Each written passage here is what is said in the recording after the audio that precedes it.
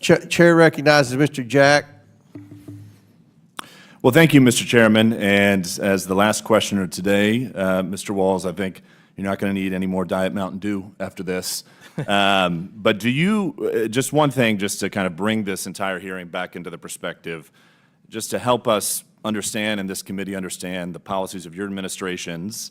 We'll start with you, Governor Walz. Do you accept U.S. code, which establishes that improper entry into our country is illegal and enforceable by the federal government?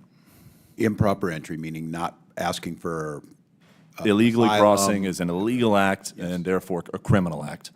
Civil in some cases, criminal as the government does it, yes. Thank you. Governor Pritzker? I'm sorry, can you repeat the question? Sure, no question. Just establishing that your administration respects that U.S. code believes, U.S. code affirms, and your administration believes that improper entry into our country is an illegal act and therefore criminal. As the federal code says, we believe it, yeah, and we follow it. Thank you, Governor. And Governor Hochul? Depends how the federal immigration authorities enforce it. Sometimes it's civil, sometimes they do it on the criminal side. It's up to them to make that determination. Thank you.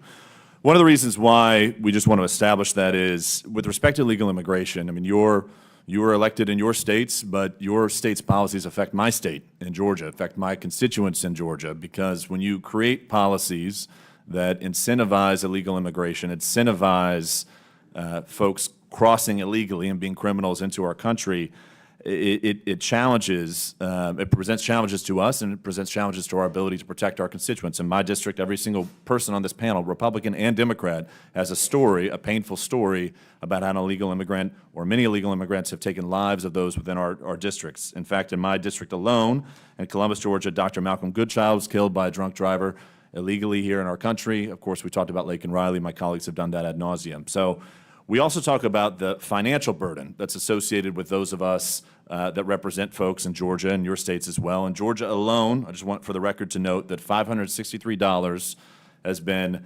associated with the increased costs and increased burdens of my constituents because of illegal immigrants within our state. In our closing time, Governor Pritzker, we had Mayor Brandon Johnson testify before us, and I know you've at times expressed concerns about how he's run his administration in Chicago. I'm just curious if you support one of the things we talked about in this committee, perhaps you prepared for it, was a directive that he sent to Chicago police directing them not to cooperate with federal law enforcement enforcing immigration operations. Do you support that action from Mayor Johnson?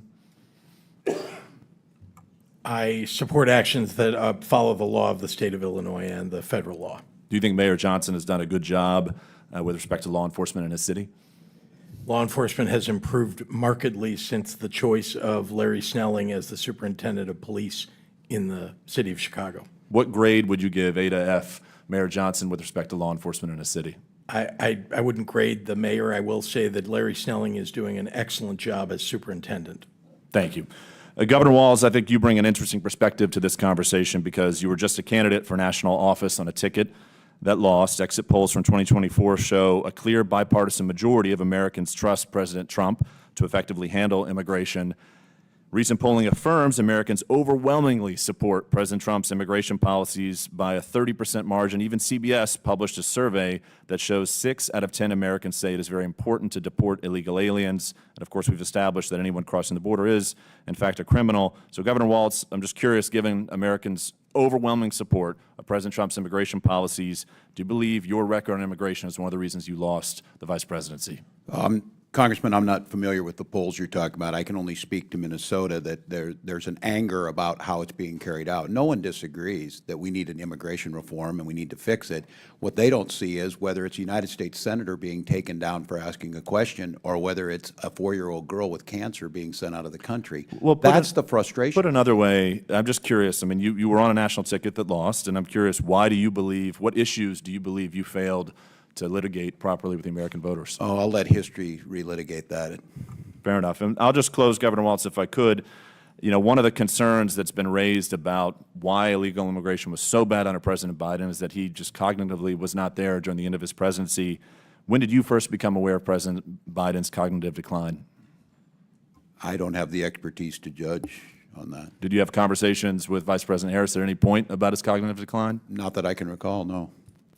With that, I yield back to our chairman. Thank you for convening this hearing, and I appreciate your attention to all of our communities that we serve. Thank you, Chairman.